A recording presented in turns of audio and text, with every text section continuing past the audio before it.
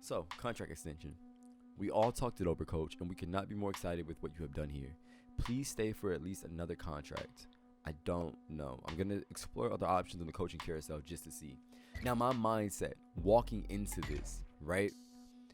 James Franklin was fired. Okay, that's crazy. But you see what I mean? See how that the first top candidate is Jeff Traylor, the head coach at UTSA, and then Rutgers head coach Greg Schiano, and then Luke Fickell. So with Luke Fickell, I don't know if he would take this. I don't know if Rutgers coach leaves. Rutgers coach would also, like, in reality, leave a Big Ten school for another Big Ten school. Maybe. It's obviously a more built program, more established program at Penn State than at Rutgers. But I don't know if that would happen. And I also don't know if they would hire Greg Schiano. But Luke Fickell is a perfect choice. Luke Fickell's leaving the American Conference to step up into the Big Ten, and he just went on a crazy run. I think they were the number 3 team in the nation or something like that this year in real life and in the simulation world. So Luke Fickell would be a perfect choice. You look at Stanford's head coaching job. Oh, it doesn't show you. Okay, so David Shaw's contract expired. He's going to get renewed. So he went 5-7, but Stanford is just okay with mediocrity, and they've kept him this long. So I'm pretty sure since he didn't get fired and it's just the expiration, he'll get renewed. We'll go ahead and look at as these unexpected jobs pop up, I'll show you exactly what I'm talking about. So these were the head coaching jobs: Ball State, University of Texas San Antonio. So two very Sun Belt Conference schools. Sun Belt, MAC, Big Ten, and they chose Greg Schiano. So Greg Schiano's who they got. They went ahead with him. Luke Fickell didn't get that job. That means that the Rutgers head coaching job is now up for grabs. So because Greg Schiano was in a good spot, he probably had 100 job security if we would have checked. It didn't mean that this coaching job was impossible to grab. The only times that I would say you should look at the job security as an indication of whether or not the job will be open is if it's at a bigger program. If it's a Bama, if it's a Florida, if it's a Notre Dame, if it's a Tennessee, if it's an SEC school or Notre Dame or USC, those household programs, then you're looking at the head coaching job not being open. But anything else, it's pretty much up for grabs. If you're the head coach at Virginia Tech, you know what I'm saying, and then the head coaching job is opened up at Alabama and they offer it to you, you know what I'm saying? It's a no-brainer for some coaches. Sometimes coaches love the program, love the university, and they'll work their way through it. But if the ceiling is only so high with recruits and success, you want to get to that next stage at a bigger program.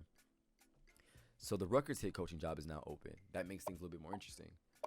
I wanted, honestly, if I had my choice, I would love to have been the head coach for California.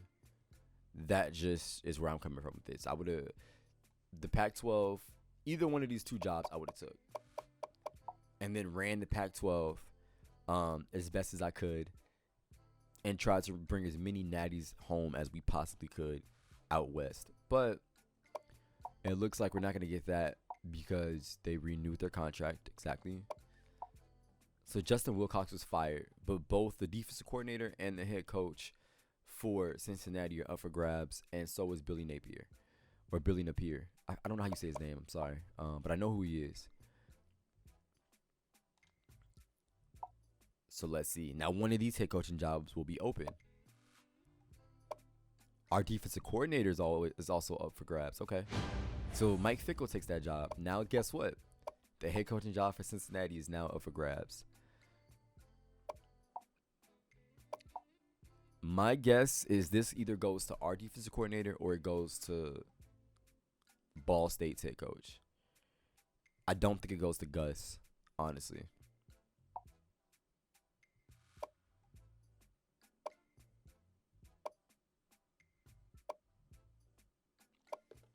Let's see. And they choose Pete Kowalski.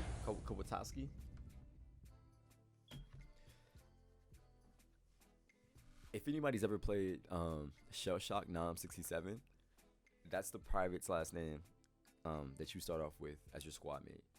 But anyways, so Luke Fickell left to take the head coaching job at California. That opened up the Cincinnati head coaching job, also 100 job security. So whenever these coaches have really good years, and then a bigger school has a really bad year or a bad group of years, and they're looking to kind of step away from their coach, guaranteed both of those positions will be opened. And if one's open, if they're both open, then one is going to be closed because they'll hire that coach to fill that job. So just keep an eye out when you do these offensive coordinator, defensive coordinators, or if you're a head coach at a smaller program, if you like to play that way, where I know a lot of people like to take the route where you build up a smaller program and win a couple of national titles there before you move on. Always be mindful of looking at what schools are going to be opening up for head coaching jobs based on what the coach did at the end of the year at the school you want to go to or you're considering, and then what lesser schools or bigger schools did around it. Okay. So the head coaching job. So PJ Fleck was fired because he went 4-8, rightfully so. What's our coach procedure? It was an A-, right? Was it a B+ or A-? I think it was an A-, but they're gonna let the head coaches fight it out for this job, so we won't get that one. Yep, they hired Ball State's head coach. So now the Ball State head coaching job is open. The Arkansas head coach job is open as well, 4-8. They're still going through their list of head coaches. They always get the first pick. Boston College renews their contract. Iowa, Kirk Ferentz retired at the age of 68 or 67. UCF, the Rutgers job, I would take this as well, but they're not offering that to us. They're giving this to the offensive coordinator Phil Longo. Now I know I'm higher than a B, right? Am I a B- or A-?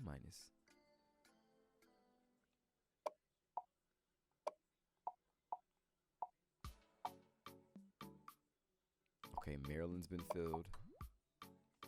Navy is getting renewed. SMU is getting renewed. Sonny Dykes.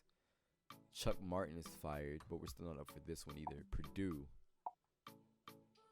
The Purdue hiccup. We got considered for that, but we didn't get that job. They end up hiring Toledo's head coach. Louisiana Monroe. South Alabama. Toledo. So Toledo's the first school to offer us. They're giving us the head coaching job.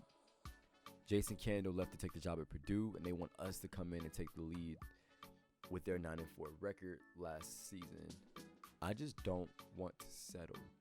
This isn't a bad job, but it's not desirable. It's going to be hard to recruit. We'll have to build it up over some years. I'm looking for a Power 5 school. Honestly, I'm looking for a Power 5 school or a very, very strong group of 5.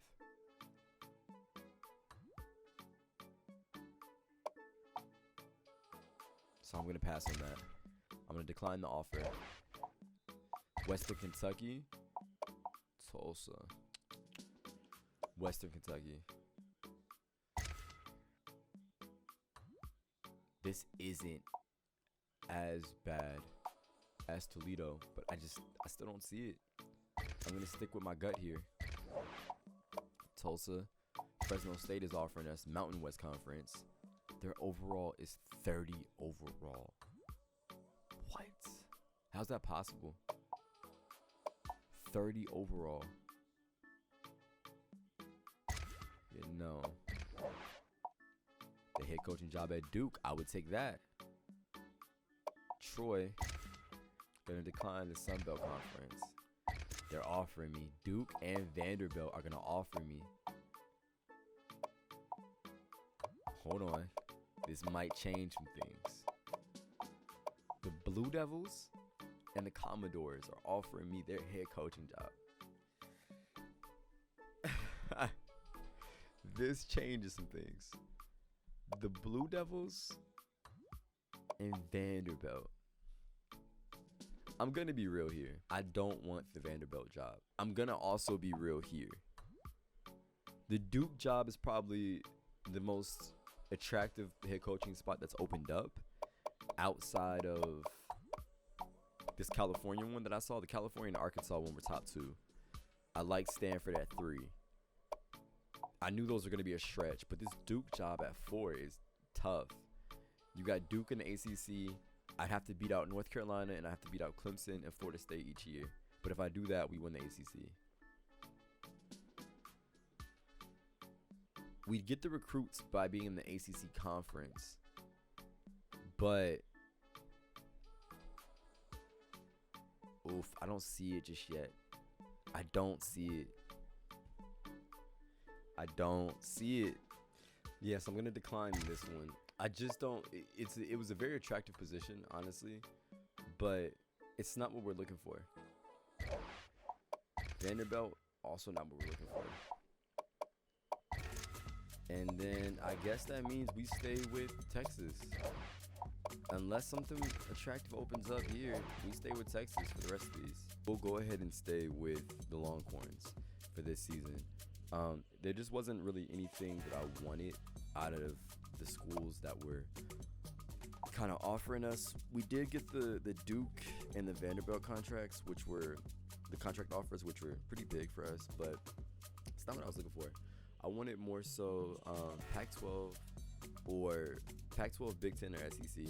I don't want the Vanderbilt job just because there's too much to focus on. There's too much to rebuild.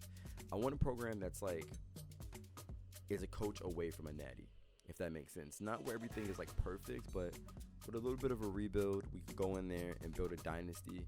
I feel like with the Duke and the Vanderbilt choices, they were solid, but I didn't see much as far as what I could do recruiting wise, and I feel like that's the biggest thing. I would love to be out west at California just because you can recruit in state. Okay. And I feel like the Pac-12 in itself is up for grabs.